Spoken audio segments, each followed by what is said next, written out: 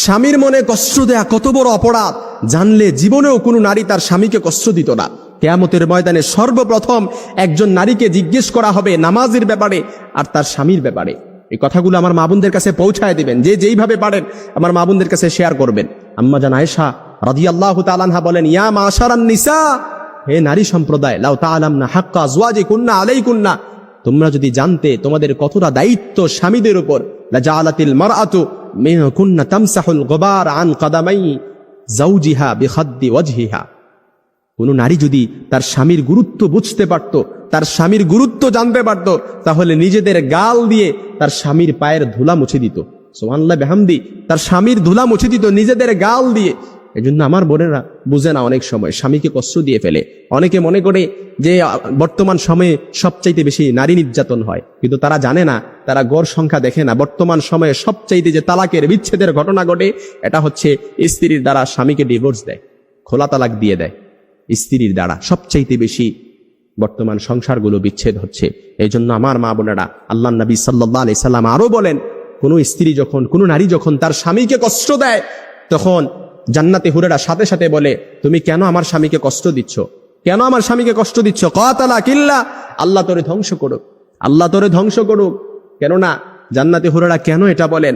তারা বলতে থাকে, এটা যেমন তোমার স্বামী, ঠিক তেমনি এটা আমারও স্বামী। সে মরতে দেরি, জান্নাতে আসতে দেরি, আল্লাহ তাআলা তার জন্য আমাদেরকে অবধারিত করতে দেরি করবে না। এই জন্য যারা স্বামী পাইছেন, আপনি একটা জান্নাতের টুকরা, হীরার টুকরা পাইছেন, এটার কদর করেন। কারণ আপনার জান্নাত আপনার স্বামীর পায়ের নিচে, আপনার জান্নাত আপনার ঘরে। স্বামী যদি সন্তুষ্ট থাকে আপনি জান্নাতে যেতে পারবেন, আর স্বামী অসন্তুষ্ট আপনি কখনো জান্নাতে যেতে পারবেন না। সব আমল ইবাদত সবকিছু আপনার প্রশ্নবিদ্ধ হয়ে যাবে। এই জন্য সব সময় স্বামীকে সন্তুষ্ট রাখতে হবে। অনেক মা বোনেরা স্বামীর প্রতি সন্তুষ্টের দিকটা খেয়াল রাখে না। না, অবশ্যই আপনাকে এই দিকটা খেয়াল রাখতে হবে। কারণ যে স্ত্রীর প্রতি তার স্বামী অসন্তুষ্ট থাকে, কিয়ামতের ময়দানে ওই নারীর দিকে আল্লাহ তাআলা ফিরেও তাকাবে না, তাকে পরিশুদ্ধও করবে না, রহমতের নজর দিয়ে তার দিকে তাকাবেও না। এই জন্য আমার মা বোনদের কাছে মেসেজটা পৌঁছায় দিবেন, যে যেইভাবে পারেন তাদের কাছে শেয়ার করে দিবেন। কারণ আমরা চাই না আমাদের মা বোনেরা জাহান্নামে যাক, আমার মা বোনেরা জাহান্নামে যাক। আমরা চাই না। এই কথাগুলো অবশ্যই তাদেরকে শুনতে হবে, তাদেরকে বুঝতে হবে। যারা না স্বামী পেয়েছে তারা একটা হীরার টুকরা পেয়েছে।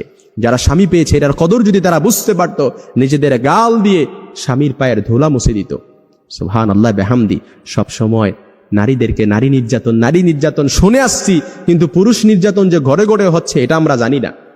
কথাগুলো দেখবেন অনেকের কমন পড়ে গেছে, অনেকের অহরহ এমন হচ্ছে, কিন্তু লজ্জায় বলতে পারেন না, লজ্জায় মুখ লোকান, কাউকে জিজ্ঞেস করতে পারেন না। কিন্তু আজকের কথাগুলো এটাই দেখবেন অনেকের কমন পড়ে গেছে। আল্লাহ তাআলা আমাদের সকল নারীদেরকে স্বামীর খিদমত করার, স্বামীর গুরুত্ব বুঝার সহি সমাজ দান করুন।